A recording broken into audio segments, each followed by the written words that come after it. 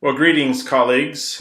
This is Dr. Mark Gray from the University of Northern Iowa. And on behalf of my colleague and friend, Dr. Michele Devlin, we send our very best regards and greetings to all of you attending the conference, and also a word of thanks to the conference organizers who invited us to participate. Please also accept our regrets that we're unable to join you in person, but hopefully through this recording, we're able to at least give you some idea about what we are going to discuss. For this presentation, I'll be talking about some work that Michele and I did during the Ebola crisis about 2.5 years ago now, and talk a little bit about what happened with our work with public health officials and immigrants from West Africa in the Midwest. I am, of course, Dr. Mark Gray, professor of anthropology, University of Northern Iowa. Again, my friend and colleague, Dr. Michele Devlin, who is a professor of global health. If you were able to listen to our other presentation about tactical cultural asset teams, you know that we get around. We are not just professors. In fact, we spend most of our days when we are not teaching actually working around the field, around the state. So Michele and I do a lot of work with the military. We do a lot of work with emergency managers, and one thing that they really appreciate is getting to the point. What's the bottom line up front, and then tell us the story. In other words, tell us the punchline and then fill in the rest of the story. So the bottom line up front for this particular presentation is that in the United States today, we actually have over 500,000 people who come from the three nations hardest hit by the latest Ebola crisis. We have 5,000 of them in Iowa. And we actually had public health officials in our state who will go unnamed who did not believe that there were West Africans living in Iowa. And we had, of course, to point out to him that they actually lived in neighborhoods relatively nearby. But because of the Ebola crisis and our access not only to the immigrant refugee communities in the state, but also to very high-level state and local public health officials, we had a very unique opportunity to get those two communities to work together. And it's a case model that we think, we hope that it's a model for other communities. It has been used in other states as well. So West African refugee settlements, again, in the United States, about 5,000 of these folks living in the United States from Guinea, Liberia, Sierra Leone. Of course, a lot of you are familiar. If you were dealing with the Ebola outbreak, you're familiar with some of these maps. The spread of the activity and so forth. We, when we did trainings and briefings for emergency preparedness people, public health people, we would actually overlay these kind of maps with the major ethnic divisions within those communities. In other words, what parts of those countries were dominated by particular ethnic groups. And when, of course, you did see some overlap that some particular ethnic groups were more vulnerable to the Ebola outbreak than others. So in the United States, again, 500,000 total. The total number of Liberians is somewhere between 250,000 and 500,000. Most of the major populations are where you expect them to be in the major cities, particularly DC and outside of New York, of course. Well, we do find them in smaller metropolitan areas like Minneapolis. And actually, probably the largest urban population of Liberians to Iowa are roughly 30,000 Liberians who live in Minneapolis, which is roughly a 3 to 4 hour drive north of where Michele and I live and work. The fewer Sierra Leoneans, good faith estimate, and based on what the Sierra Leoneans were telling us, about 22,000 in the country. There are roughly about 1,000 of them who live in Iowa. In Ghanaians, about 14,000 across the country. Fewer of them, but again, most of them you'll find in major concentrations outside the DC area and parts of New York. So what we found very interestingly was that these folks were very, very highly organized. And so actually when we started to meet with some of these community leaders, they actually had some pretty good information about how many people lived where and what communities in the state. Of course, we had the larger concentrations of them in our urban areas, principally Des Moines, which is the capital city. But we also found hundreds and hundreds of these folks living in smaller communities surrounding meatpacking plants where many of them worked. And as you can see here, the major concentrations, as I mentioned, the Des Moines area, but we had hundreds, 200 here, 100 there, 600 scattered there, and so forth. But again, very highly organized, and they knew where everybody was and roughly how many people lived in those different communities. So one thing I should add here real quick is this is the Liberians alone. We had smaller numbers of Sierra Leoneans and Guineans, but they also were very, very highly organized. And once we met some of their key leaders, we were able to find most of the concentrations of all three of these populations throughout the state. So community engagement.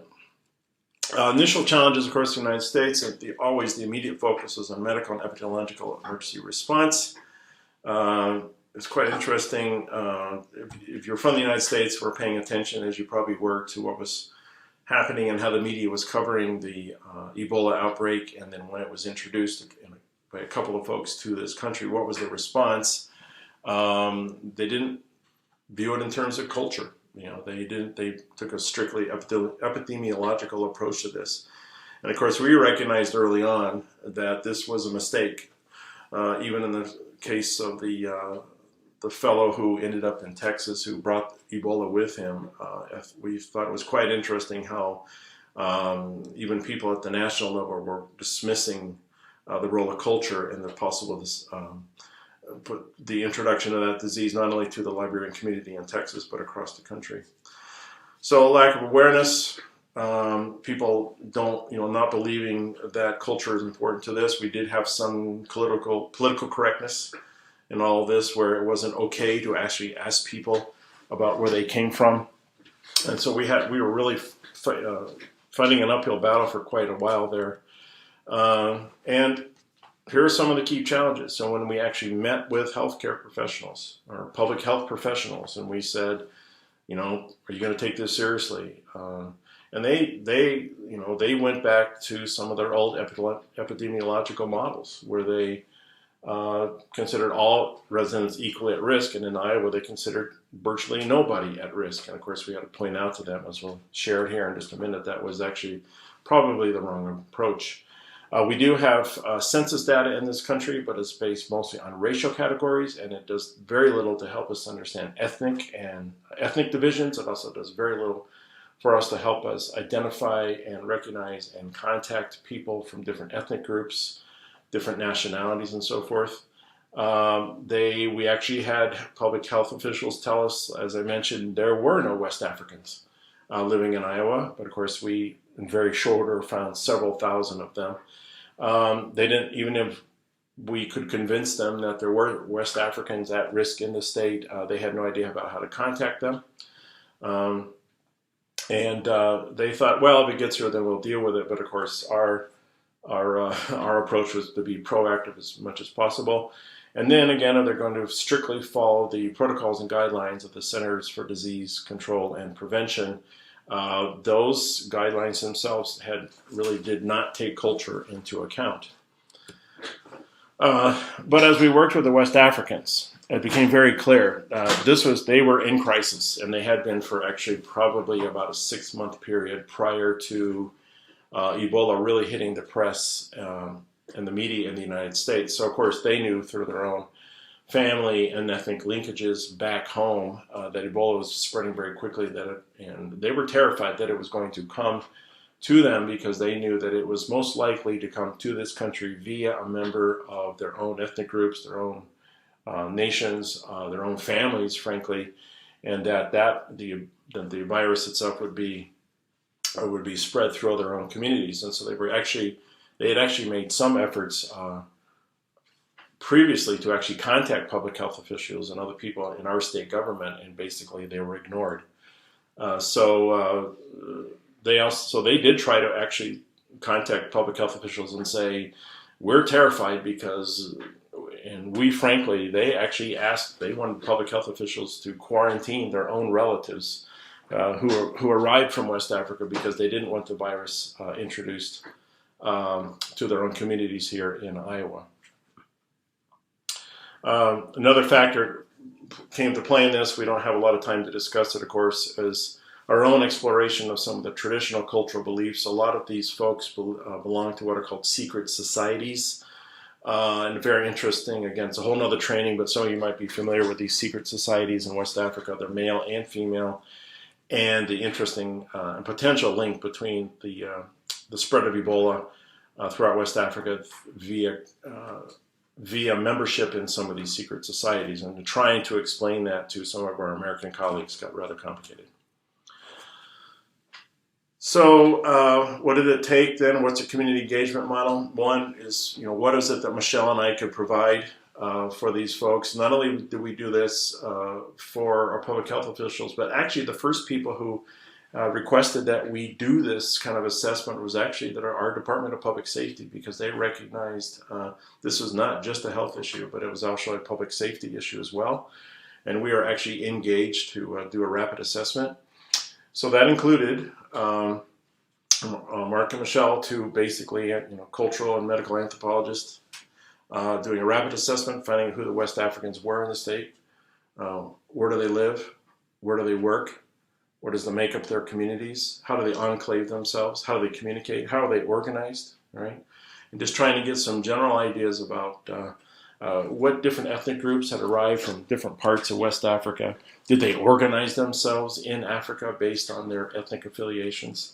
How active were they in maintaining physical and other ties with family and other people in their ethnic groups back home? The public health sector, of course, the Department of Public Safety, and of course our Department of Public Health. We held multiple briefings and meetings with these folks, met with a key epidemiologist. And one of the things that we did is we actually put in the same room leadership from the West African communities and key leaders at both the local and the state level of public health in the state, and actually put them in the same room and actually gave them an opportunity to talk to each other. And it's one of those great moments in anybody's career when we're really good at facilitating these sort of thing and bringing people together who otherwise probably would never meet. But it was actually fascinating to watch the county and state director of public health and the state epidemiologist actually talk to some of our residents about their own key concerns, and having to leave behind, at least for that hour and a half, their own assumptions about how diseases spread, and having to actually encounter face-to-face the role of culture. Out of all of that emerged a number of protocols and different ways for the public health officials and the West African community to work together, including trainings, outreach efforts among West Africans. But also the public health people recognized that the West Africans themselves could be their very best allies. And that is, they were the ones who were going to be the front line of when their relatives and their friends arrived from West Africa. There was any suspicion whatsoever that those people had been exposed to the virus, that it's the West Africans themselves who went to the public health officials and said, you need to isolate my cousin. And even though it didn't hit a lot of the media, we actually had several dozen folks arrive from West Africa into Iowa alone, much less across the country, who were not strictly put into quarantine, but they were isolated, as you were. So we did form those connections. Some of those connections remain today, by the way, even though the Ebola crisis has passed. But nonetheless, getting people actually practice these kind of different cultural and bringing with those different kinds of cultural expectations in with public health officials, we think actually benefited the agencies, and it also benefited the newcomers as well.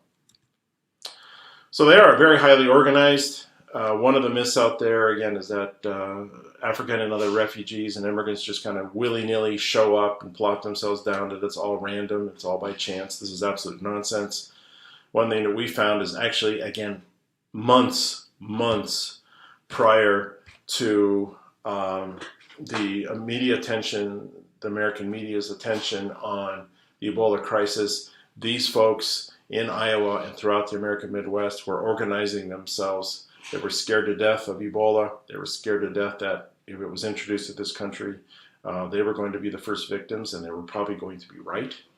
And so we actually saw such organizations come up, like the Africans in Iowa to fight Ebola. They have since kind of changed their name, but they were actually very active in this.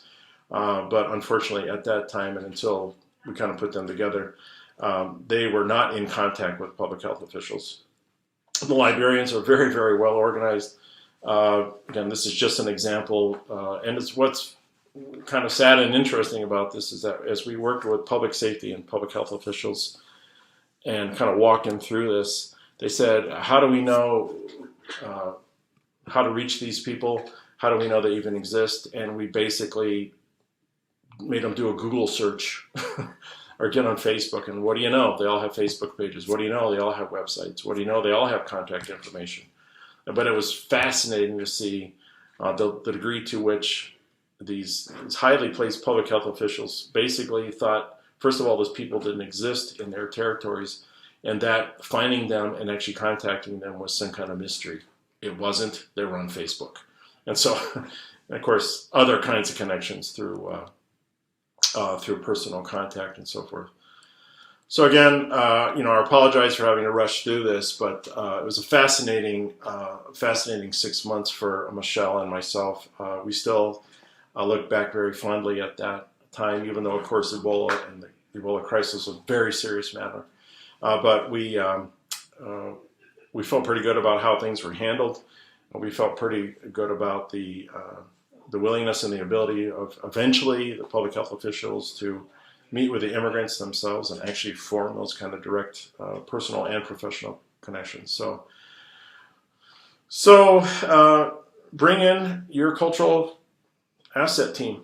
Bring in the Marks, the Micheles, bring in the people who understand the role of culture in these things, and help public health officials who are not used to thinking about these things to actually start thinking about culture, start thinking about migration patterns.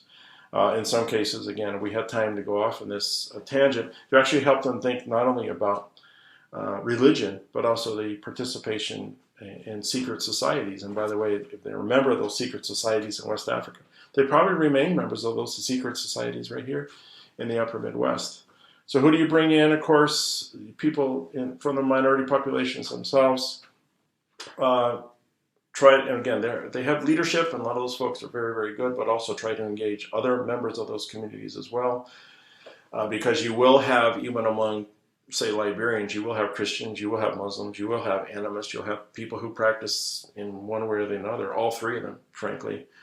And of course, if you have to use interpreters, in this particular case, we didn't have to use a lot of interpretation services because most of these folks spoke English, but there were some exceptions to that because of some of the folks from Guinea. So the point here, culture matters. It really does. And the more that we can get people who usually don't think about culture to think about culture, and to help and provide them good, solid examples, and then lead them through the process of recognizing and engaging the role of culture in what they do, we think it makes a really big difference.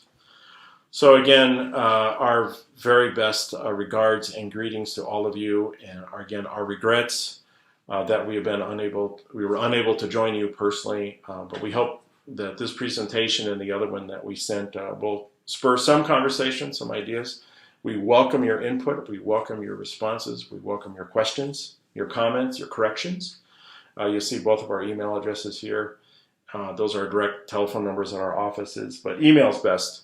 And we do look forward to hearing from you. So again, our very best regards and greetings to all of you, and our gratitude to the folks who organized this conference for inviting us to participate.